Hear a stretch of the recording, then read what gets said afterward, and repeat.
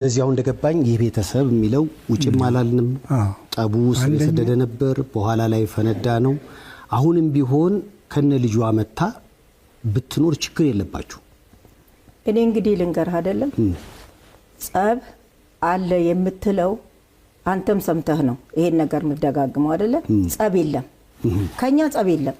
አውራሪስም ቢሆን እኔ በስልክ ራሱ እባክሽ ልጄ እባክሽ ይሄን ሰው አክብሪው የሽማግሌ የሚሞት ሽማግሌ አይርገምህ የሚያድግ ላይ ልጅ አይጥላህ ይባላል።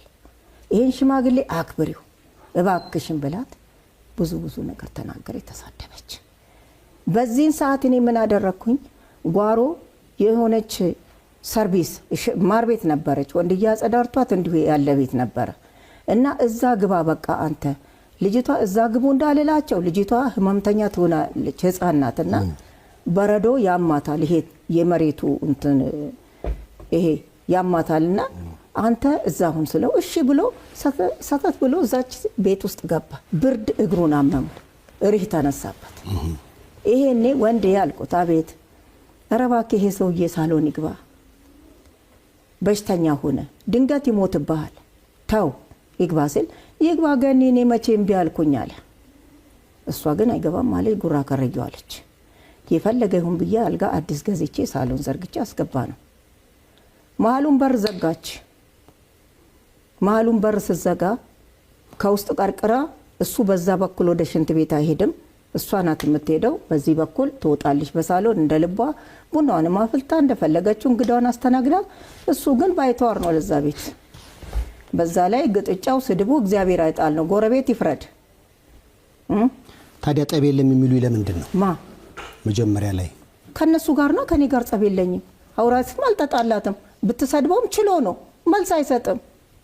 የአብርሃም በግ ነው ምንም መልስ አይሰጣትም። ተመስገን ብሎ ከመተኛ ሌላ በስልክም ሳስታርቃቸው ሙልጭ አርጋ ስትሰድበው እሱ እየሳቀ ነበር። እግዚአብሔር ምስክሬ ነው የመሻይንጋልኝ እነግርሃለሁ እኔ ምንም እምፈራው ነገር የለኝም። አንድ ህይወት ነው ያለኝ አይደለ በቃ ልጄንም አጥቻለሁ። ለምን አሁን እዚህ ድብና አለለም እውነት ተናግሬ የመሸበት አጥራለሁ። ስለዚህ እንግዲህ የናንተን ስለዚህ ቆይ ልጨርስልህ።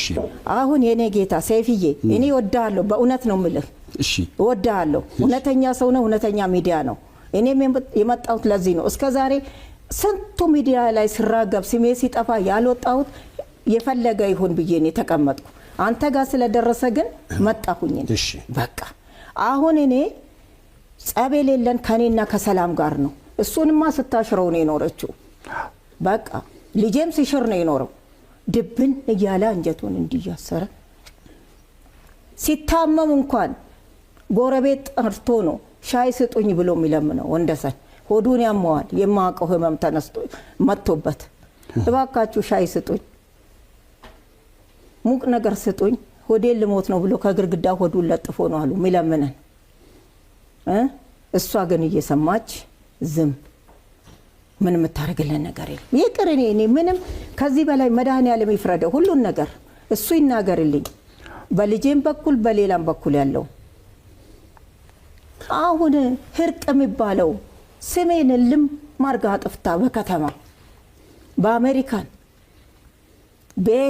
ቤት ስማችን ልም ብሎ ጠፍቶ ልጄ ተጠልጥላ እንደ ነፍሰ ገዳይ እንኳን በፌስቡክ አይበተንም። ፎቶ በየግርግዳው ምናልባት በትኖ ያ ነፍሰ ገዳይ ይፈለጋል።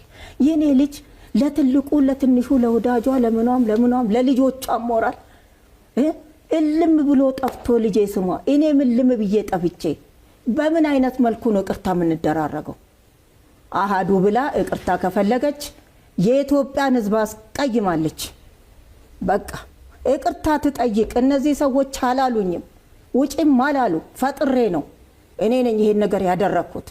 በሰዎችም ተግፋፍቼ ይሆን በራሴም ይሁን አርጌዋለሁ። ግን የኢትዮጵያ ህዝብ ይቅር በሉ ጥፋቴ ነው ብላ አደባባይ እኔን እንዳሰጣችኝ አደባባይ ወጣ እሷ ካልተናገረች ከሷ ጋር ምንም አይነት ንግግር የለኝም። ልጄን ግን ፈልጋታለሁ ትስጠኝ አሳድጋለሁ። ይፍረደኝ የኢትዮጵያ ህዝብ እናንተም ፍረዱ። አንድ ምልህ ደግሞ አለ መጨረሻ ይቅርታ በኮሜዲያኖቹ በኩል ኮሜዲያኖቹ ነው የሚባለው አይደል? እየመጡ ያጽናኑኝ አይዞሽ እያሉኝ አውልቶ የሚሰራ ምናምን እያሉ ያማከሩኝ ነው። በቁጥር ነው የከዱኝ። ወንደሰንንም የከዱት በቁጥር ነው። ዳንኤል የሚባለው ጎበዝ ወንደሰን የ15 ዓመት ጓደኛዬ ነው አለ። እንኳን 15 ዓመት ለ5 ደቂቃ የሚያውቀው አልመሰለኝም። እኔ ከጎኗ ቆማለሁ። ልጅቷንም እሷንም ሞራል እየሰጠ እኛን አደባባይ ያወጣን ዳንኤል ነው። መጥቶ ማዘር ምንድነው የተፈጠረው? ጓደኛው የእውነት ጓደኛው ከሆነ የሚወደው ከሆነ ምንድነው የተፈጠረው? እንዴት በእናንተ መካከል ይሄ ነገር ይፈጠራል? ወንድዬ ትናንትና ሞቶ ለምንድን ነው እንዲህ የሚሆነው? እቺስ ልጅ ለምንድን ነው የምትንገላታው ብሎ ለምን አይጠይቀኝም? ያቀኛል።